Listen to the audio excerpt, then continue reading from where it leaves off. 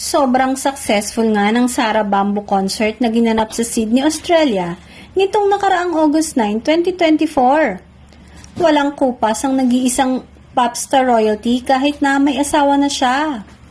Si Mateo at Sarah ay masayang naglibot sa Australia bago ang concert. Masasabing hands-on talaga si Mateo sa lahat ng kaganapan sa buhay ng kanyang asawa. Sa Instagram, ibinahagi ng Kapuso actor ang mga snippet mula sa kanyang tour sa Sydney kasama si Sarah, kung saan nakipag-interact sila sa mga kilalang hayop sa Australia tulad ng mga kangaroo at koala.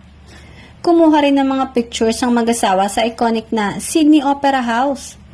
Noong nakaraang buwan, ipinagdiwang ni Sarah ang kanyang ika-36 na kaarawan. Sa unang bahagi naman ng taong ito, pumunta sina Sarah at Mateo sa Los Angeles, California para sa Billboard Women in Music Awards, kung saan si Sarah ang naging unang Pilipina na nanalo ng Global Force Award.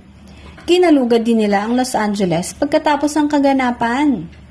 Samantala, may kumakalat nga na chika ngayon na si Sarah Geronimo daw ay buntis na bago pa man bumiyahe papuntang Australia. Sa isang litrato kasi, kapansin-pansin ang pag-alalay at ginawang paghawak ni Mateo sa tiyan ng asawa na animoy iniingatan ng tiyan nito.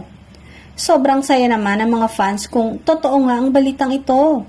Dahil matagal na nilang gustong lumabas ang balitang to, simula pa nang ikasal si Mateo at Sarah. Samantala, hindi pa naglalabas ng anumang kumpirmasyon ng mag-asawa tungkol sa isyong ito.